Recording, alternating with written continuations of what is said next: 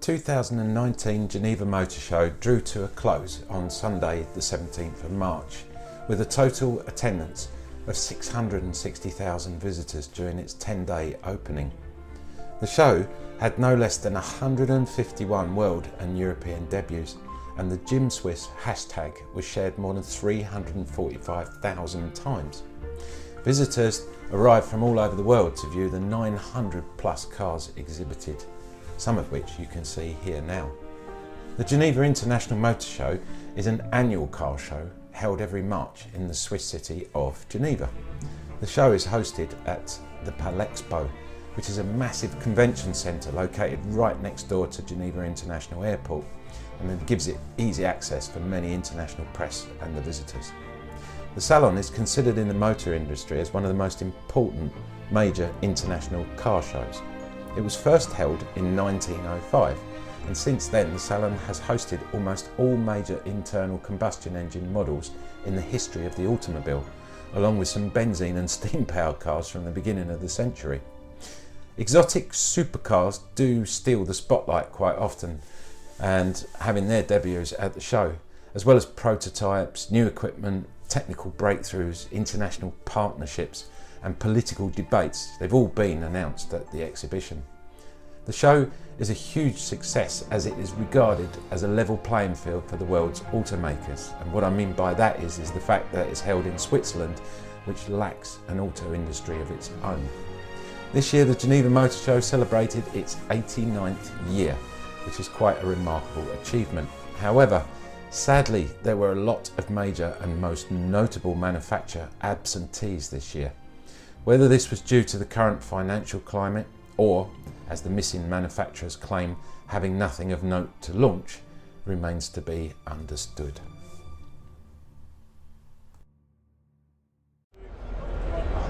Hi guys, here we are at the Geneva Motor Show, and in this segment of videos I'm going to show you 3 or 4 of the latest cars that have come out from different manufacturers. This one is the VW T-Cross, and it's a rather nice looking car, albeit rather familiar to one of its predecessors. These come in 5 different variants. We've got 3 petrol engines, all 1 litre, and there is 2 diesel engines, both 1.6 litres. The car itself, let's take a quick look around and then we'll jump straight on to a couple of other new cars that you might be interested in.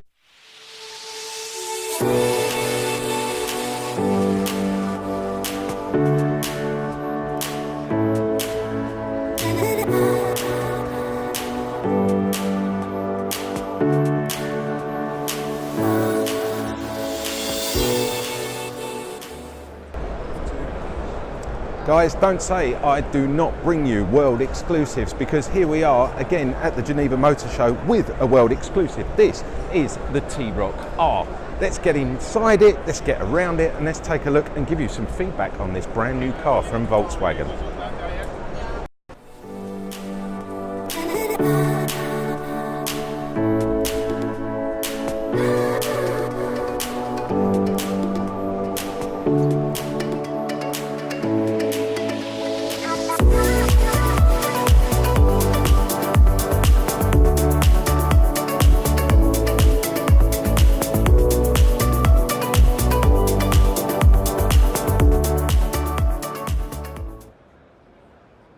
Wow, this is the new T-Roc R, and it's an all singing and dancing 300 horsepower all-wheel drive car. It's got a 2-litre TSI engine inside it, and just look at the finish and the quality of this.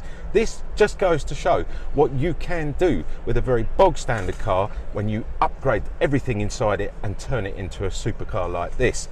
It's a lovely place to sit. It's just a super car. I'm blown away with this.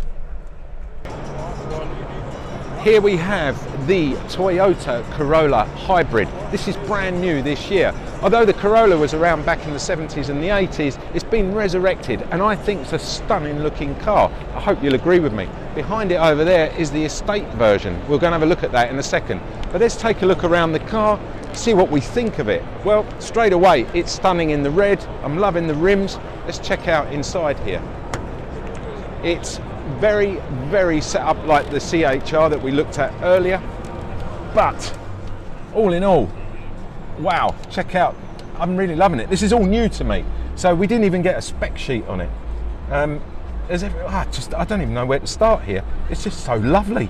I'm blown away. Let's check out round the back, because I think that's probably, I haven't even looked at the back. Let's get round here, and oh my God, wow, this is really nice. I'm presuming there's a button under here. There we go. Manual boot lid.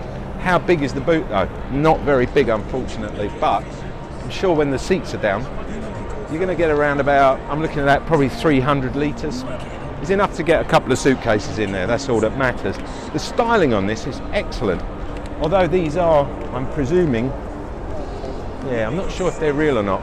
Need to get this out on the road and check it out, but we're not going to get one for the next few months. But I just wanted you to come and have a look and see what you thought of the car. Toyota Corolla Hybrid.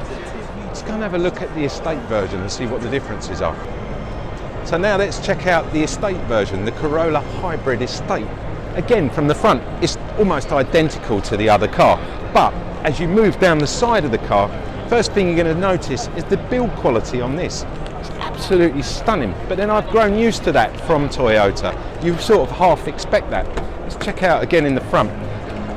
This isn't much different. Well, in actual fact, it's almost identical to the coupe over there, which I just looked at. But apart from me adjusting all the seats, I mean, everything is here. And there's everything on the steering wheel as well. It's nicely set up. I love this car. I'm really starting to fall in love with it. Let's take a look round the back, because it is distinctly different to the coupe. That's a 4-door coupe you looked at, the red one.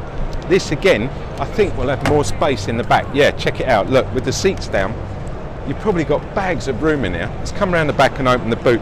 I much prefer the boot on this because it's more sort of symmetrical. The other one was a little bit, well, you can almost, cameraman JP, point over there. Look, you can see the difference when those people move out the way. Check that out. Now you can see the difference here. It's up to you what you like, but I think both cars are stunning. I'd own either one, it wouldn't bother me. So let's have this one's got electric tail lift on it as well. Now that's a bit different. That is huge. So we've got the scuff guards here, but plastic, that's a shame. They're going to get scuffed up. Let's have a look, see what they do as far as, so there's room there to take a full-size spare wheel as well. It's not here at the moment. Parcel shelf wise, I don't know if there's anywhere to put the parcel shelf. I think you can put it across the back there as well. The unfortunate thing is when you get like show premieres like the Corolla here, unfortunately they don't come with spec sheets, everything's electronic, so I'm just basically ad-libbing this to show you what the car looks like. But genuinely, it's a stunning looking car. We're going to get it out on the road in a couple of months, as I said about the coupe version over there, and then we'll give you some proper feedback and some proper information on it.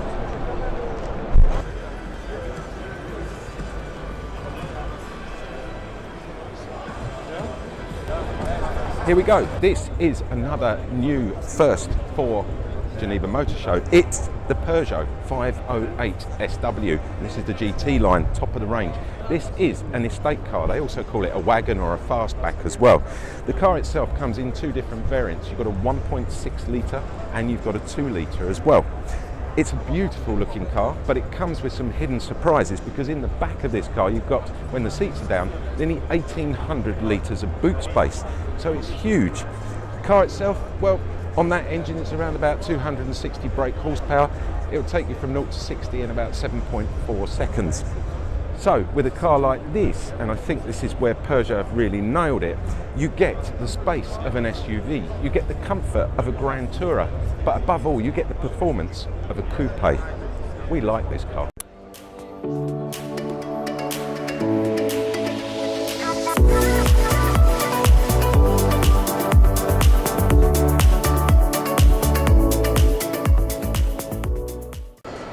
Hi guys, I have a rare opportunity. I am with Scott Kruger. Scott, lovely to meet you. Very nice to meet you You're as probably well. saying, who is Scott Kruger? Well, Scott Kruger is the mastermind, the genius that produced this beautiful Alfa car behind us.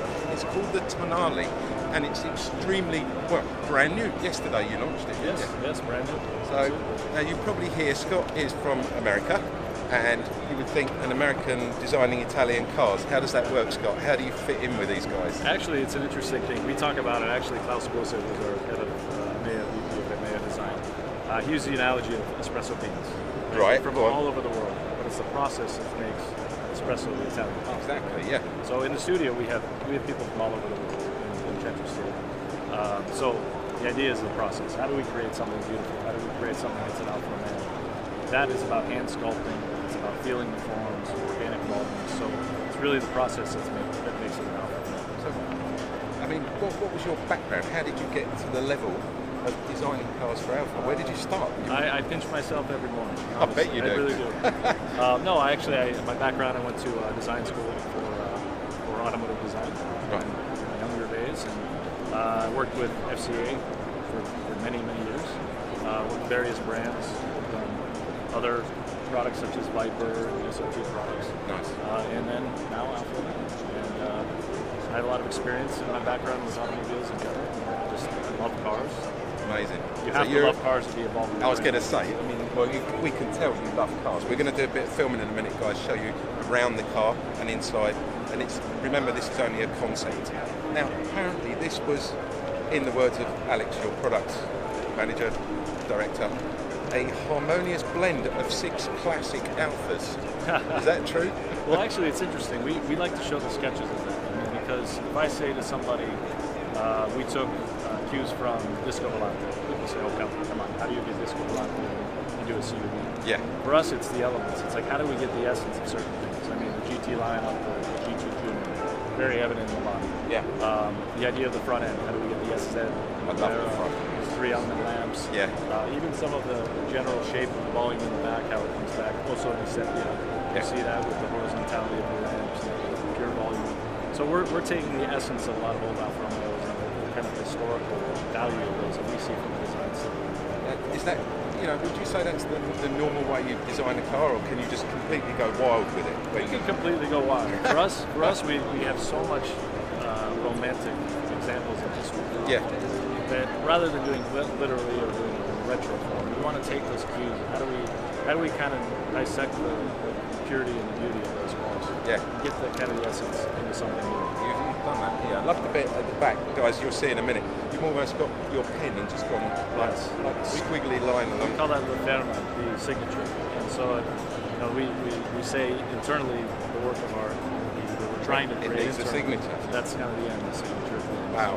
And do you think that will remain on the actual production car? The essence of what we're doing here, being conceptual, is to kind of spark interest, see what people think of the design. I mean, all of these elements could find their way into the Yeah. I mean, obviously you would love to see this being driven around the roads, wouldn't you? Sure. I mean, everything we create, we hope that's the ultimate goal, is to see somebody riding. That's where it's meaningful. Yeah, I can tell. And you obviously have a great passion for what you do. Definitely. It's not exactly a job, is it? That's for sure. So, what do you drive as a car yourself? I have curious. a Giulia. Oh, you have a Giulia? Giulia Veloce. Okay. And it's a wonderful, beautiful car, amazing. Alphas drive like nothing else. I don't know if you had an opportunity yet to drive one of the latest vehicles, but they're just amazing. No, I do. I love it. There's something about an Alfa. It's got like a character to it. It's a personality. It has human qualities. Yeah, exactly. It's beautiful. So what's next? Any more big projects? There's a lot of projects. Ooh. Alpha's it's an exciting time for the brand. I can't tell you anything. No, I gathered that. But no, it's a great. You'd be beaten with twigs. Exactly. So no, it's exciting. Alpha's a brand that can do just about anything, really. I mean, as long as it has passion and heart and soul. Well, it's got the history. So we know they're a great car manufacturer. And I think with young guys like you coming in and injecting some more personality into it, it's just going to go on and on. We're very fortunate. I feel lucky to be a part of the history for this moment of the brand. And you are part of history. When people look back on these cars and they go, who designed that one? Oh, that was Scott Kruger. Damn, I have to do my part to honor the history. That's my job and my goal. So. Scott Kruger, it's been such a pleasure. I know you're a very busy man. He's got a lot of people to see at the show here. Taking the time to talk to me, Andy, as a player. No problem. It's my pleasure. Very lovely to meet you. Guys, let's take a look around the car. A little bit more detail. Just great. I love being in. You get to meet people like Scott.